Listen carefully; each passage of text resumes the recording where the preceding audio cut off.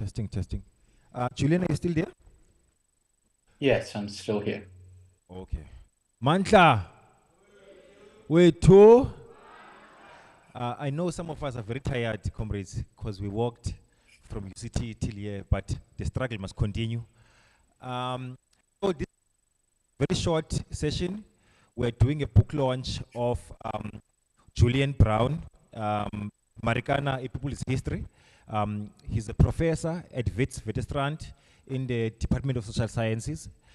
So he's going to be taking us through on the book.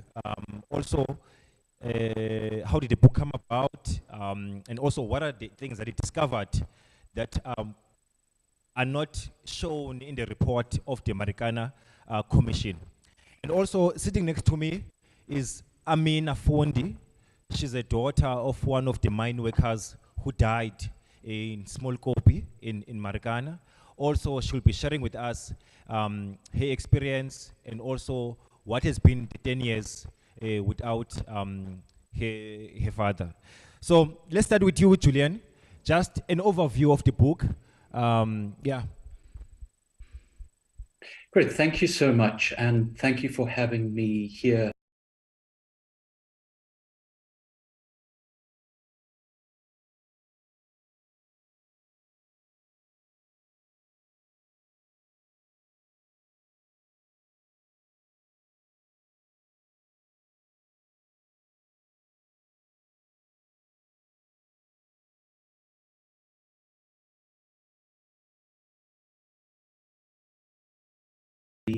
That the Commission of Inquiry failed to do.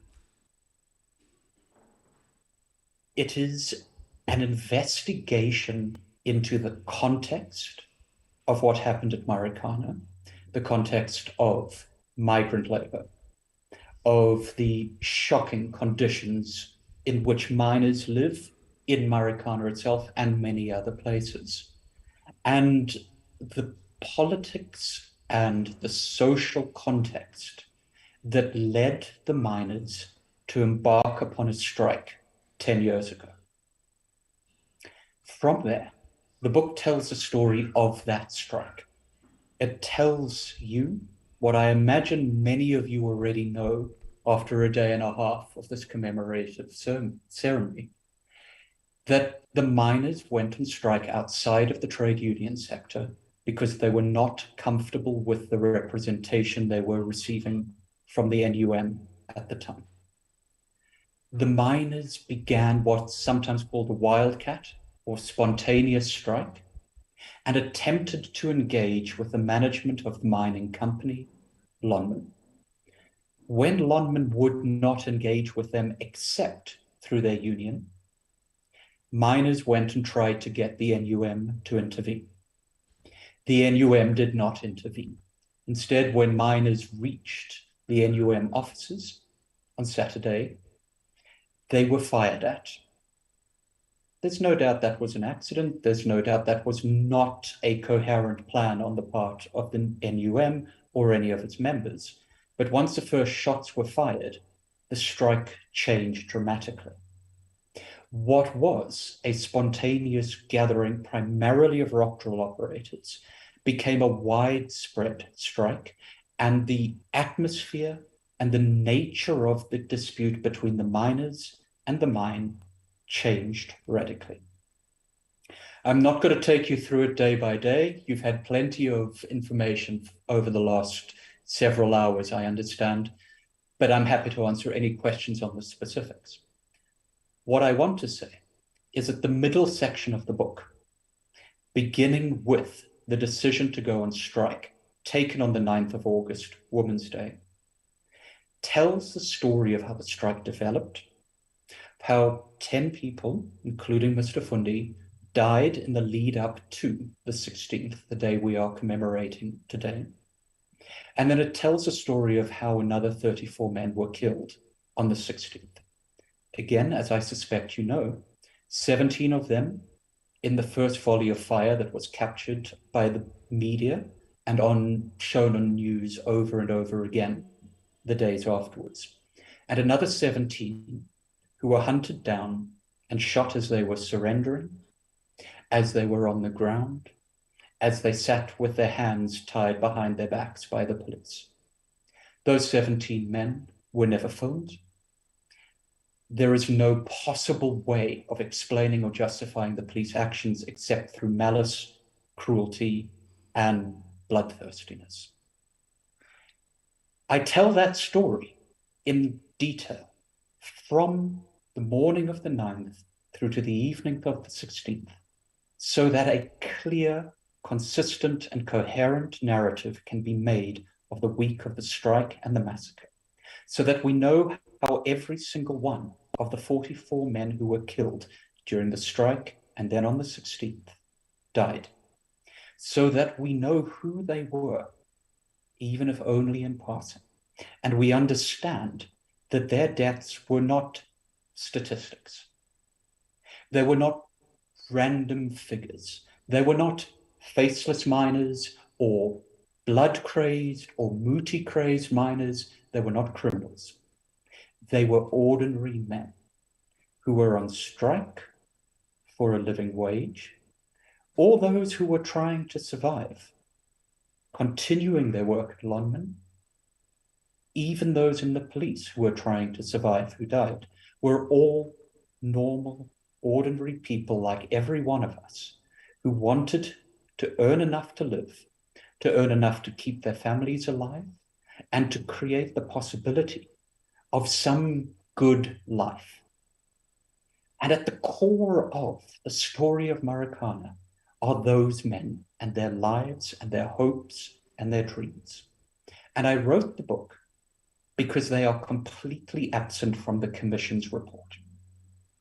The Commission of Inquiry, the Farlam Commission, wrote an extensive several hundred-page reports in which not one detail about the miners' lives before they died was included, in which no final decisions, no final judgments were made about how any one of the miners died, and in which over and over again, the cut and paste job that put together the final report misspells miners' names, misidentifies them, and strips them of their individuality, the context of their lives, and the context of their deaths.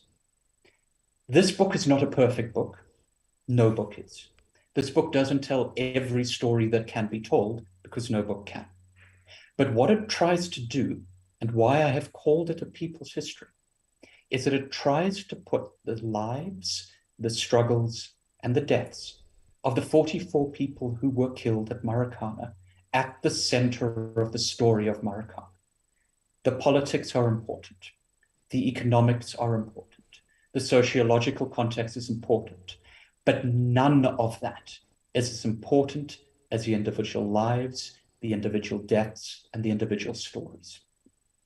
When we remember Marikana, we must not just remember this politician's actions or that police officer's commands. We mustn't remember only the mining company's recalcitrance, although that is incredibly important. We must remember the people who died. It is their stories that the Commission ought to have told. It is their stories the Commission did not tell. And it's their stories woven throughout a detailed, careful, historical narrative that explains how the miners came to strike, how the strike developed, and how the strike ended in the massacre, and then follows through into the Commission, the aftermath, the work of mourning, and the politics of the decade that has followed. It is their lives that have to be put at the center of the story. And whether I fully succeeded or not is not for me to say. But it is central to the narrative we must tell, that their lives and their deaths are appreciated, understood, and given the individual weight they deserve. Thanks for that. I've probably spoken enough. Let me pass over back to you. No, that was very, very much informative. As you have correctly pointed out, that the story of Marikana, in a way, dehumanizes the miners. It's as if it's some objects.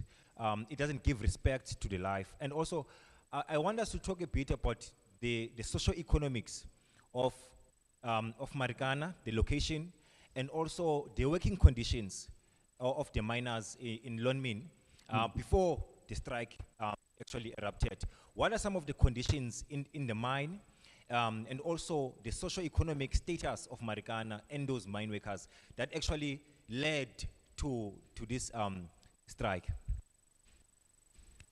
Thanks. Let me start with the socioeconomic context and then say a few words about actual work on the mine in 2012. But let me start with the context. The context for the strike at Marikana is the town of Marikana. It has no reason to exist other than the platinum mine. The town that has accumulated around the mine on the land, on traditional land, is a combination of a small physical formal township and then a large range of informal settlements that have grown around it. During the apartheid era, miners were, of course, contained in hostels, were made to live in hostels under the complete control of the mine itself. The end of apartheid meant that the hostel system began to dissolve and the mine had less immediate control over the living conditions of miners. The informal settlements grew and spread. People began to live with their families in Marikana, as well as commuting backwards and forwards. This changed the nature of the environment where people lived. But despite that, despite the fact that people were making choices, despite the fact that people were choosing to live in their own informal settlement homes rather than in company hostels, the responsibility of the mining company to maintain the environment, the built environment, and the services that should exist in Marikana, but don't, remains. Part of the post-apartheid government's strong push in the mineral industry is to ensure that there are social compacts between mining companies, the state, and the residents of the areas around the mines. Lonmin signed one of these social compacts and promised, among many other things, to create family accommodation and flats in the old hostels, to build hundreds, if not thousands, of houses, to ensure that stands, where they were not themselves built as houses, were serviced water, sewerage, electricity, and so on and so forth. We can have a long debate about the public-private partnership model of how the state operates society, but there's no question that Lonmin accepted it in the years before the massacre. But it did not fulfill the promises that it set out. At the time of the strike, I'm not going to give specific numbers because I will get them wrong if I give specific numbers off the top of my head. Instead of several hundred houses, Lonmin had built 1 or 3. The hostels had been emptied, but they had not been converted into family accommodation. Sewerage lines barely ran. Electricity and water services were thin on the ground at best. Combine this with the inevitable environmental degradation that comes from deep cast mining.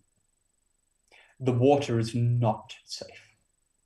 The air smells. You can see flames shooting out of the mine dumps. You can see smoke at all hours of the day and night. No one living in Marikana in 2012 could imagine for a second that they were living where they wanted to be. They could not imagine that they were living in a healthy environment, and they could not imagine that the mining company that controlled the vast majority of formal labor in the area was ever going to fulfill its promises to ensure that mining was safe, healthy, and that the environment around the mine would be a decent place for the miners to live, for the miners' families to live, for people to settle and put down roots. This is the background against which the specific demands of the rock drill operators and then other miners took place in 2012. Although the claim by the miners was for a specific wage increase, as well as different forms of negotiating with the direct managers of the company, the vast majority of the wages that were being demanded were being used to make the miners' lives and the miners' families' lives livable. Mining is never safe. The conditions underground are never good. Miners strike to improve those conditions regularly, and that was part of the story of what took place in 2012. But it is also, and centrally, the miners going on strike because the company was not paying them enough to make up for the destruction of the social fabric around them, the stresses that they were placed on, the environmental degradation that they suffered from every day. The wage that they were demanding was a wage that would be used to supplement, replace, and enhance the livelihoods and the support that the mining company should have been giving them. Because they did not have that, because there was no other central thing to organize around, the wage, the idea of a real wage rather than a sliced up paycheck in which very little actually came in a cash component, became a central element of the strike because it was a symbol of the need for miners to control their own lives in the face of the degradation of the societies in which they were living, wrought largely, I won't say entirely, but largely by the mine itself. Thanks, Professor Brown. So we did say that we want to bring life into the miners that were shot down in Marikana. And thanks for that context. It does bring some clarity. So I want to come to Amina. I am aware that you stayed in Marikana for some bit period of your life. But I think just to provide context to the room, how was life growing up in Marikana as a young woman? What are some of the things that come to mind about that experience? Staying in a mining community, just opposite, there's a big Lonmin mine producing billions of rands every year. How was life growing up in Marikana? Can you guys hear me? Yeah. For a bit of context, I didn't necessarily live there for quite a long time. I only lived in like the beginning parts of my life. So from when I was born until about 6 years old. So I can try and recall how it was, but obviously not in detail because that was like childhood. But the living standards, obviously, they are not like, they're not up to standard. And so having to see a place like an entity like Lonmin right opposite, well, it's not necessarily right opposite. I don't know why you said right opposite. It's like quite far away from where the actual town is. But there is like another town right next to Lonmin. It's called Vonorkop, I think. That's where the Kopi thing was. Yeah. So, but the living standards are still like not good. And even till today, it's still the same, obviously. And nothing has really changed. I think there was a point where Lonmin had promised to make houses for the widows, but they didn't. They only made like 20. So yeah, that's all I have to say. Coming back to you, Prof, just probably one last question before we open it to the audience in the room.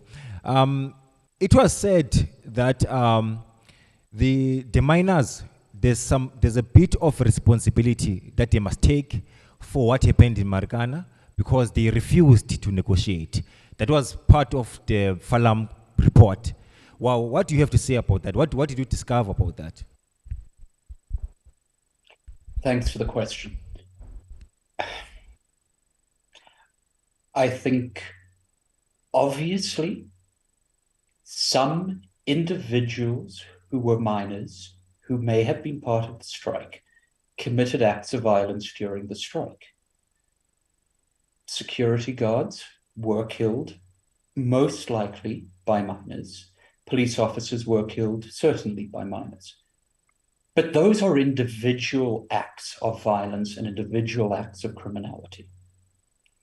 What the distressing effect of the Farlam Commission's comments on the conduct of the miners suggests is that the deaths that took place during the strike between the 10th and the 14th are somehow the fault of all miners and all of the 2,000 to 3,000 people who were participating in the strike. That, I think, has got to be rejected. It is an appalling way of dehumanizing everybody who participated in the strike and making the deaths of those people who were killed, not by the police, probably by some miners, meaningless. Instead of investigating their individual deaths, the police and the Farlam Commission have chosen to write them all off as part of a story of blood-crazed mob violence. The deaths are terrible. The deaths need to be investigated as individual deaths, not as some sort of collective responsibility which implicates the entirety of the working class in Marikana. That's one point. The second point is that the idea that the miners refuse to negotiate is absurd. It is offensive. From the very beginnings of the strike, the miners as a group, and then as leaders emerged from that group as a smaller group of leaders, attempted over and over and over again to negotiate, first with the mine directly, then with their own unions directly. And when the mine refused to negotiate with them, they tried to go to the unions. When the NUM refused to negotiate with them, they returned to attempting to engage with the mine. Now, I don't have any brief for AMCU. I don't think any union and any representation is perfect. And AMCU has made many, many, many mistakes in the mines in the 10 years since 2012. But it is absolutely inarguable that on the 15th and the 16th of August, Joseph Matunjwa went to the Kohi, spoke to the miners, received encouragement on their behalf to continue and restart the negotiations with the mining company, and he attempted to do so. It did not work. At no point was the mining company willing to engage outside of the formal legal union representative system. In other words, they were not willing to invite ordinary workers, spontaneous strikers to the negotiating table. But it is not for want of the workers trying to do so. They were trying to negotiate from the beginning. They were trying to negotiate in a way that the mine, the unions, and very often our government chooses not to recognize. But they were doing so because the ways that we are supposed to negotiate, the round table between an official 50% plus one union and a mining company, was not working. And from the beginning of the strike to the end of the strike, the miners as a collective were attempting to negotiate. Individuals were no doubt less committed to that. Individuals no doubt committed acts of violence that need to be condemned. But the idea that the police were acting in self-defense, the miners were being recalcitrant, that negotiations were abandoned by the miners instead of by the mine, is simply not true. Thanks, Prof. Maybe again, Amina, on the 14th of August 2012, you received the sad news that your father has succumbed to his wounds. I would like to know, for the benefit of this audience, how did the family receive that, and also how has perhaps life changed that your father is no longer there? Well, firstly, I have to correct you. It was the 12th not the 14th. When I received the news, I was at my aunt's house. Like I visited them for like the day, and it was during Ramadan, so we're Muslim at home. And so I actually remember like the day before, like my mom and I always talk about this as like that was a huge coincidence because the day before we were all like sitting down breaking our fast, and my dad got called in. So he was like a security guard. He was not the striking mind workers. So he got called in to go to work the next day, and then he told my brother to bring him the bulletproof vest, right? And as my brother brought it, I remember I was like, okay, but this bulletproof vest protects you, but it doesn't protect your head or like all the other sides of your body. So you could die anyway, right? And then literally the next day that happened. So my mom, she got told by another friend who works at the mine. So the organization or the people responsible for actually telling the families, I don't know who those are, but they didn't let her know of anything. She found out from her friend. And yeah, that's how we found out. The past 10 years have been difficult, obviously, as you can imagine, because it's not easy losing a parent. And even still today, it's really hard to talk about it. Like you guys can see, I'm on the verge of tears, but I don't want to cry.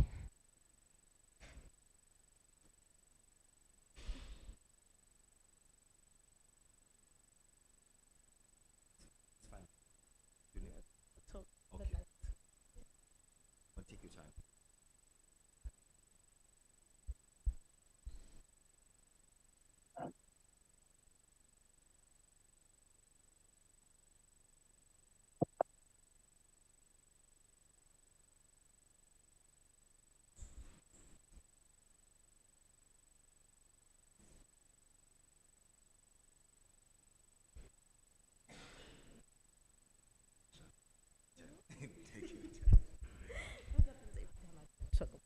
Yeah, I know. I was just telling him right now that this happens every time I try to talk about it. And I think I've figured out that for the past 10 years, I've actually suppressed the emotions. Like I've never sat down with myself and confronted the emotions and kind of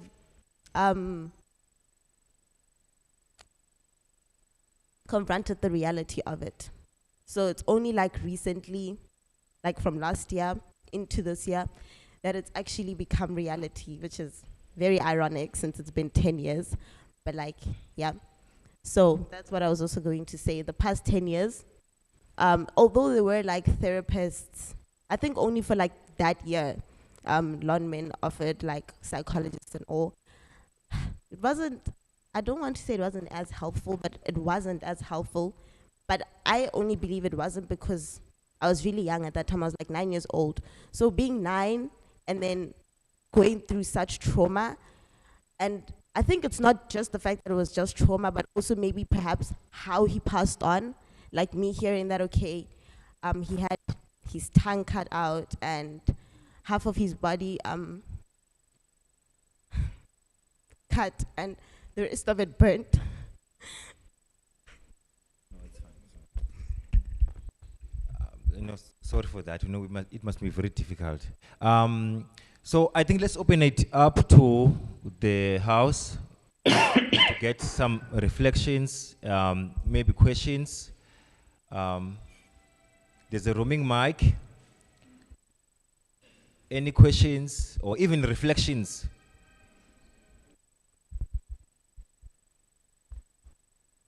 Is there a hand, Loaz?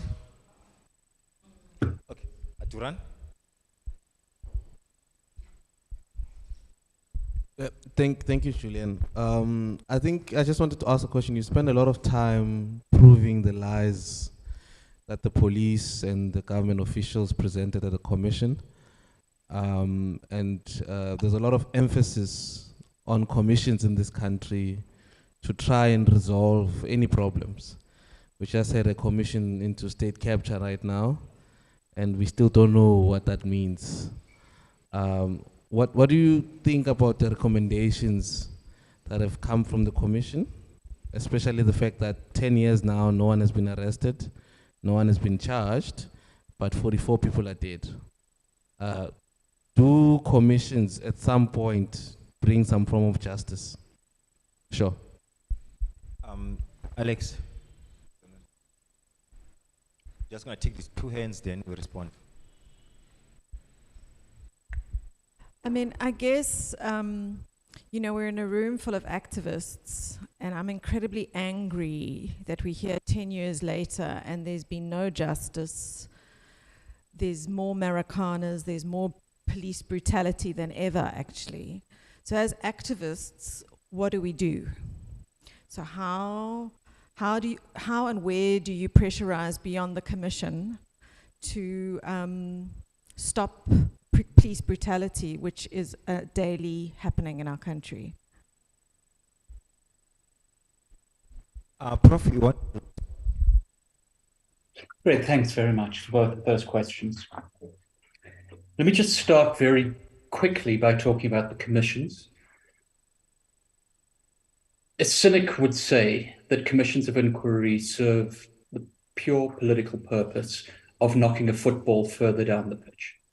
They postpone reckoning, they postpone justice, they postpone prosecutions. There is a great deal of truth to that, but that is not all of the truth.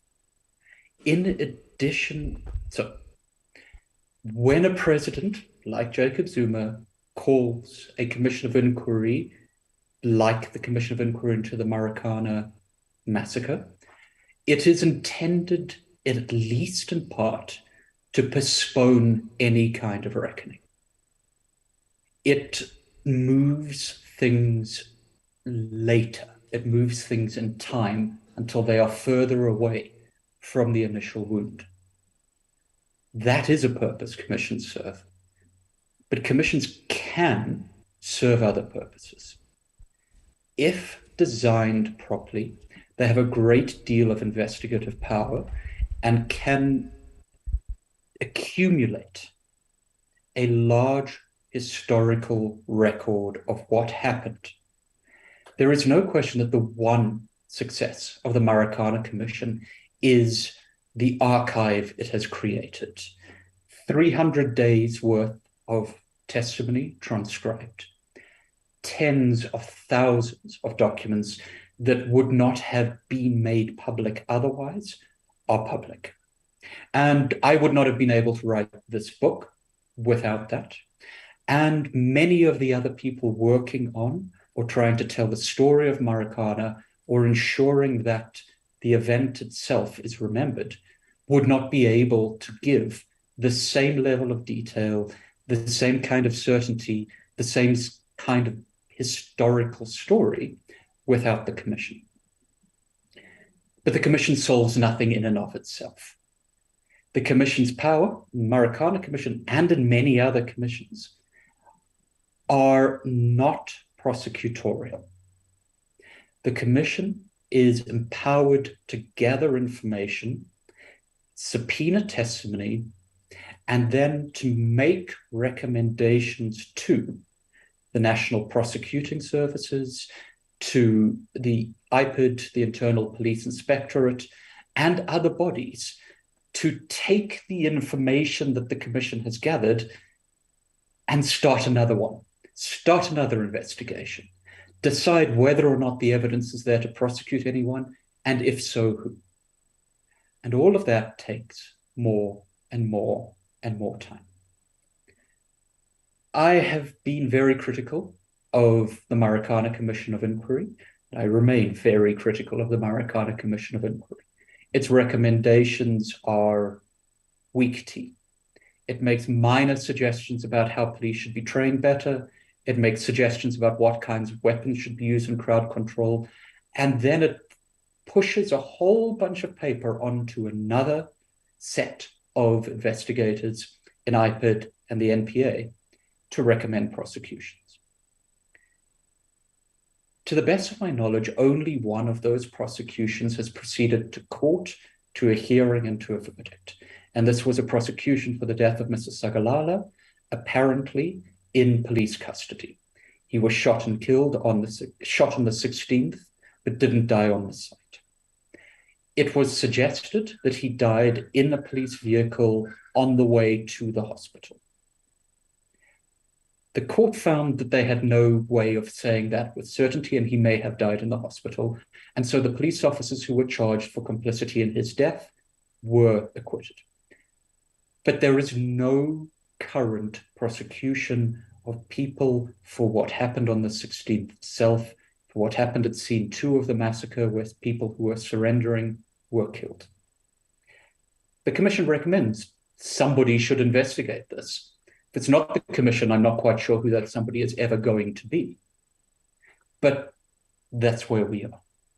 Much the same is likely to happen with any commission. There will be some scattered prosecutions. There will be some scattered consequences. But all the commission can do at its best, and the Marikana Commission was not its best, is make public information, make the story available, and allow us to take further political action following it. And I suppose that is the not entirely optimistic, not entirely exciting answer to the question about what activists can do. Commissions, prosecutions, and state tools are very useful instruments of justice, but they are not in and of themselves sufficient to achieve justice. We have to continually keep pushing. We have to take whatever comes out from wherever it comes and insist that there are consequences, that there are political consequences, hopefully legal consequences, but absolutely and certainly moral consequences for the behavior that is often let past by commissions of inquiry with their limited forms of prosecutorial power. So, comrades, for the past 2 days, we've been discussing and looking into the past 10 years of Marikana, the organic crisis, and everything that has happened thus far. So I would really, really appreciate if there are some reflections, even questions. But while we are still doing that, maybe just lastly, Prof, I would really appreciate if you can talk about, your book talks about the falsifying of evidence after the massacre, where police deliberately planted weapons on top of dead bodies.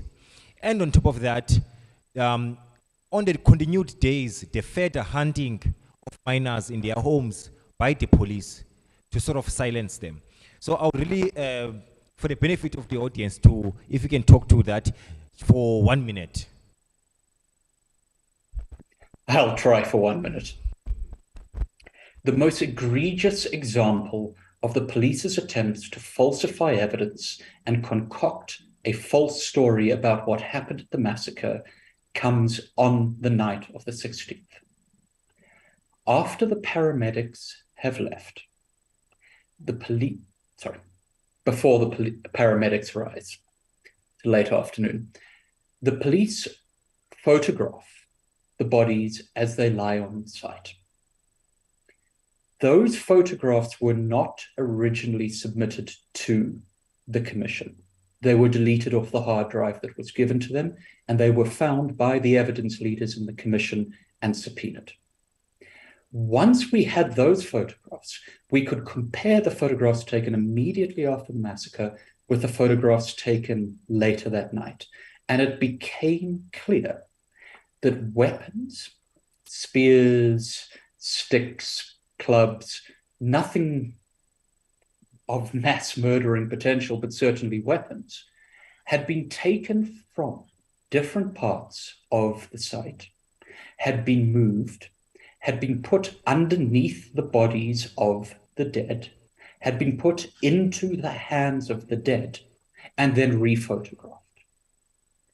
There is no good reason for anyone to have ever done this, with the one exception. The police wanted to create the impression that they had been acting in self-defense, that the miners had been armed, and that the miners were dangerous. But it is clear that for many of the men who were photographed with weapons in their dead hands, they were not armed at the time they were killed. The police created a false trail of evidence. They attempted to tell a lie about the miners and were obviously, from the minutes after they had shot and killed 34 people that afternoon, planning to find ways to excuse themselves. Thanks, Prof, for that. Maybe just back to you, Amina. So, what would you like to see happening to people who are responsible for what happened in Marikana in 2012? What maybe we would have hoped would have happened when we talk about 10 years of Marikana? The last time I got asked this question, I said commemoration. And for me, justice is still in the form of commemoration. Because I think my fight is a little bit different compared to like everybody else. Well, the rest of the families and their kids, because of the fact that for us, like the first 10 families, usually we're not talked about. Like my mom likes to call us the forgotten families because that happened like before the 16th. So most of the times people don't really acknowledge that the first 10 people or the 12, from the 12th to the 14th.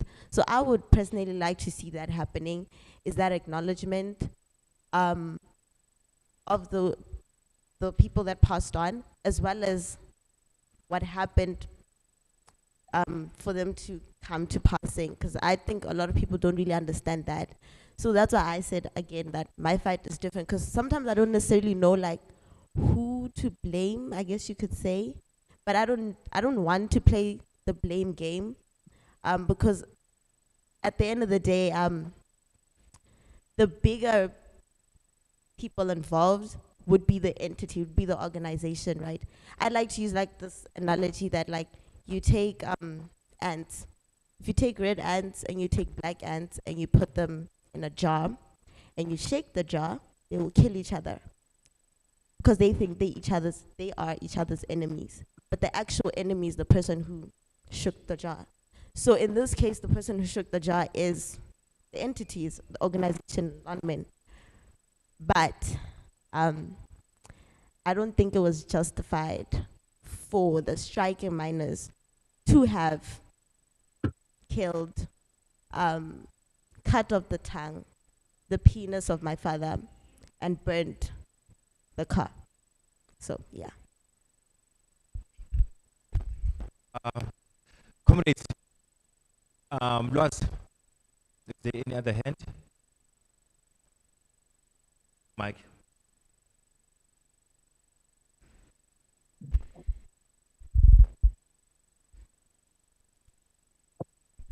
One, two. No, mine is a question. I want to find out, Prof, that is it correct that there was a form of collusion between the union leaders, between a certain political party, and yeah, I want to find out whether there was a form of collusion, because there are rumors that some union leaders, were in the pockets of the loanmen. So is there evidence, or is just like one of the propaganda that is being, I want to find out from that. No other hand. Okay. Yes.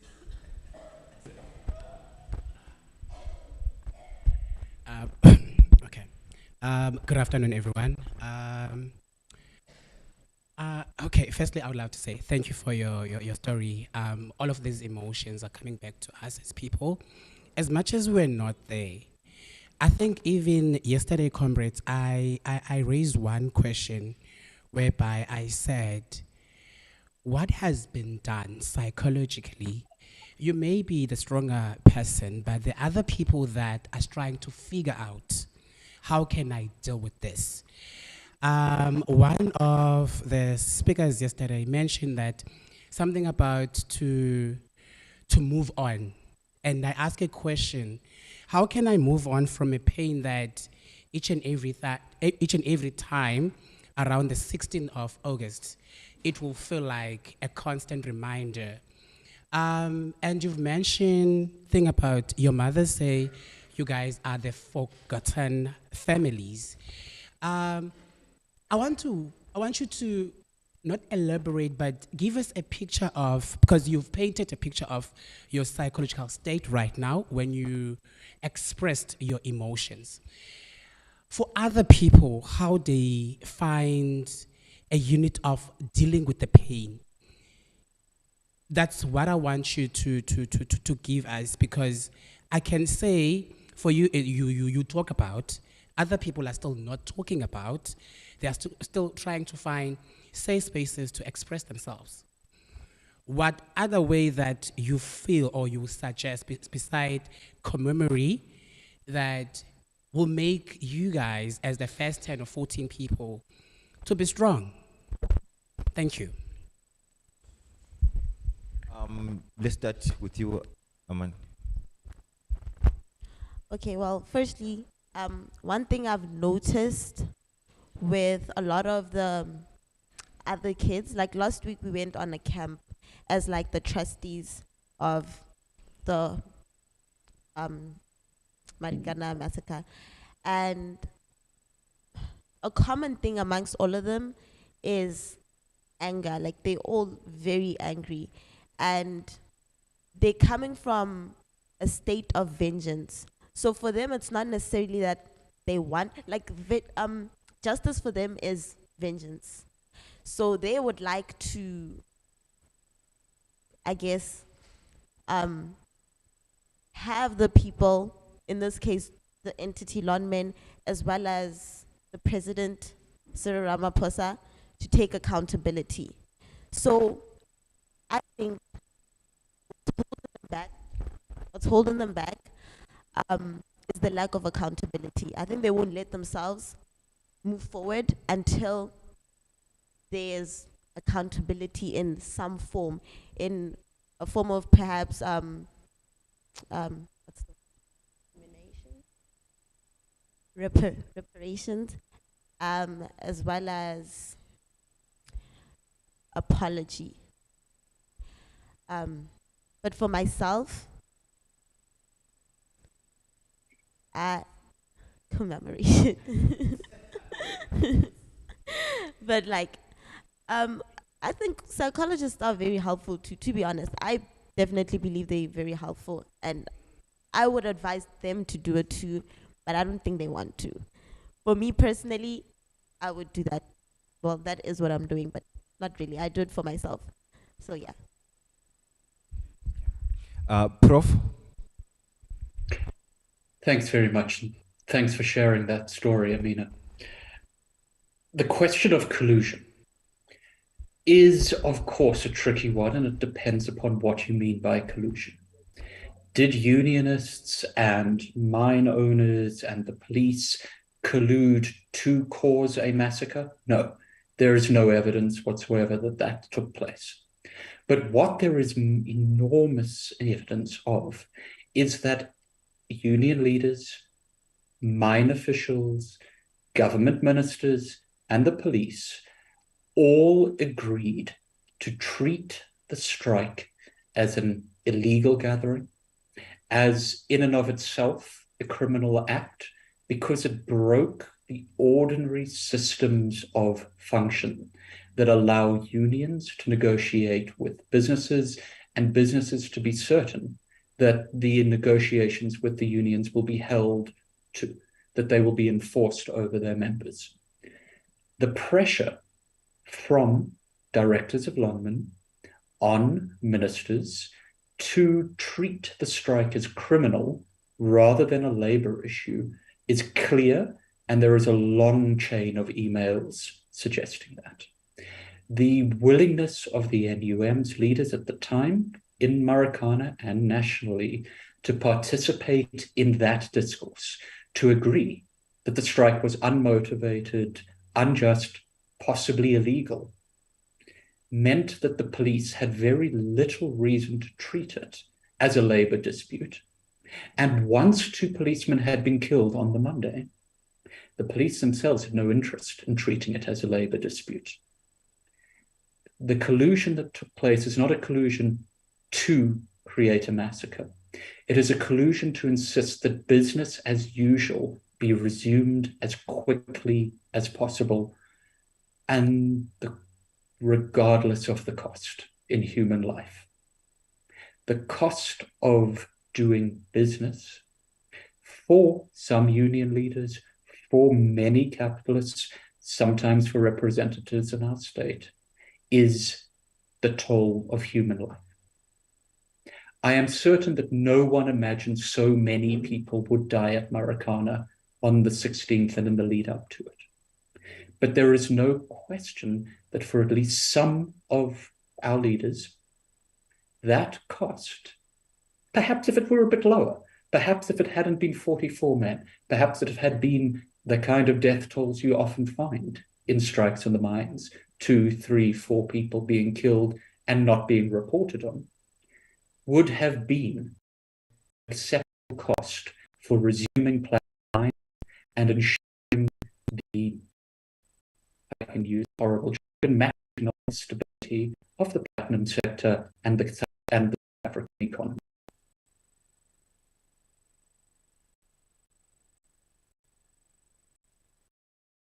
Comrades,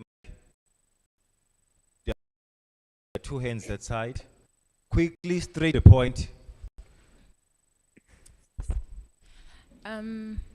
Hi, Prof. Hi, everyone. Mine is actually just a point of reflection, really, more than it's a question. It's a point of reflection, I guess, also stemmed from the approach of your book in the commemoration, in the remembrance of the Marikana massacre, right? And I think as very important as it is for us to also remember the individuals and to remember that, you know, it was X and it was Y and it was Z, you know, the specific individuals, and not, you know, exclusively perhaps, and, you know, distinctly think of them as a collective, although I do think it is as important as that is, right, to think of the individuals in their individuality. I think, though, the most fair assessment and the most just assessment and the most just action, you know, in commemorating and in remembering today and in any other day is to also remember that, you know, they were organized and moved into the approach or move into the protest as we organize ourselves as workers, right? We're organizing, and there's a reason behind it, right? I remember just thinking about this yesterday, and I was like, there's probably subconsciously a fundamental contradiction, even with the thought of even remembering in Marikana, right, and in how it's done, in that ultimately the workers were fighting for a wage increase, for more reasonable and better living standards and reality, right? There must never be that disassociation, right, of the cause and what it is exactly that causes the workers to come together in the first place to organize themselves, that even results in the shooting to occur. So I think it's so important for us to also just always remember that, understand that the protest happens as under us collectively organized workers who are exploited, who are undervalued, who in business, you know, whenever there is risk, there's typically it's associated with what you call this, higher revenue. So whatever you do, if you know, as you know, as it is, and I don't know, I'm deviating. my point, though, ultimately is it's very important for us, but to understand that they're organized as a collective, and it's a collective of what? Of workers, and a collective who's organizing for what reason? For the fact that workers are underpaid or under-remunerated. I'm afraid that if we don't always keep the reason why they're organized in the first place, it would get to a point where we even have organizations that celebrate and remember Marikana, but they themselves are probably still in the contradiction that made those 34 people that eventually passed on in the beginning, which is the exploitation and underpayment of workers. So I don't know. That's just my 2 cents. Thank you. There was another hand. This is the last round. Okay. My name is Amina, and I'm from the Right to Know campaign. This is just an announcement. Today I am mourning with the ex-miners to pass on. And your story inspired me. I had that sad and emotion inside of me. And I say today, enough is enough. No more talk. Let's do the action. Like Comrade Mishak said yesterday, we are all citizens of South Africa. We come from different organizations. It's time for us to stand together as a nation, not as a political party. And we need to move in so that government and whoever see that we are really serious, even if it means lives or whatever the case may be, because we're gonna sit here and we will have of everything over and over. If I look back into my community, the place where I come from, I'm from Manenberg, gangsterism, it's the same thing. Lots of deaths, parents moan, children of the age of 3 dies. No parents, but what is the consequences? So for me, I would say we need to stand together and say enough is enough, take action and move, because now we want outcomes. We no more talk and no more protest, or we must protest definitely, but we need answers. Thank you. Last hand. Very, very last hand.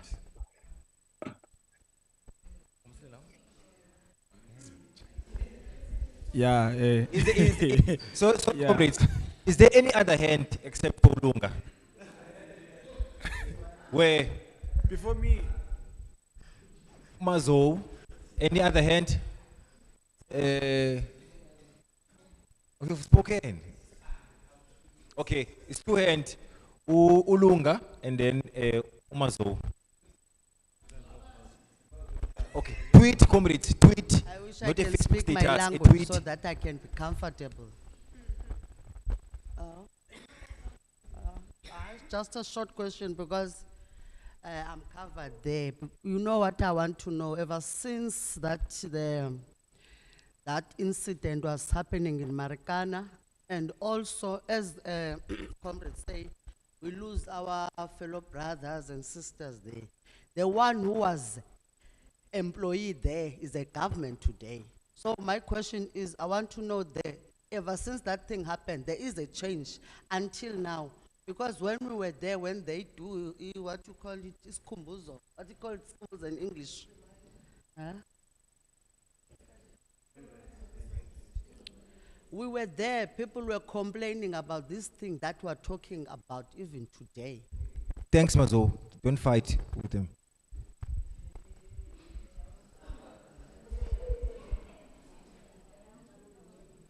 Lunga. Yeah, I think to me it's just one small comment of which I think it's something that we need, to look into, that in this country, we have a problem, and I think it's a pattern, in fact, of having protests, and then during that protest, there's brutality of police, and then when people die, we tend to commemorate. It's a pattern, Makabana, of that we tend to just commemorate that people died, but there's nothing that has been done, in fact, So I think it's something that's very wrong. that has been done by country, you know, having a pattern of things. Brutality, after brutality, commemorating. But then the government or the state has done nothing to reimburse the families of the victims, comrades. And it's a very bad pattern of this country. Amandla. Just closing remarks from, we've covered all hands. Just closing remarks, Prof, and also maybe a last word from Amina as well. We are already out of time. Sure, Prof. All right, let me just say one thing. We are stronger together than we are apart. I know this is a cliche. I know it is often very difficult to arrange for us to be together. But when we come together, when we learn to treat every massacre, every act of police brutality, every act of state callousness as part of a pattern that we must all come together to resist, rather than as this exceptional event or this tragic event in the language of the Commission or this once-off violence. Once we start to see the patterns forming and we start to see that they exist in Marikana among the workers, in informal settlements among the poor of this country, among communities driven by gangsterism, of which the police are often just as much gangsters as the gangsters themselves. When we start to see how all of these things come together, and it is the job of Chichimani, the job of academics, I hope, and of activists to show how these things come together, we can see that for all that we have that is different, I am not a miner in Marikana. I do not live in an informal settlement. But we are all capable of coming together, sharing our experiences, understanding what is happening, and building a better version of this world and this country together. None of us can do it alone, but if we can together, we remember what's happened and we think carefully, seriously, and passionately about it, we can change things together. Thank you so much, Prof, for that very informative session, and also for the work that you have put in compiling this amazing book, Marikana, A People's History. So I will definitely see to it that I finish the book. So thank you so much for making time for us, and also to give us more information on your research and your time that we have used to gather this information and making sure that the people's lives and the loss in Marikana is remembered.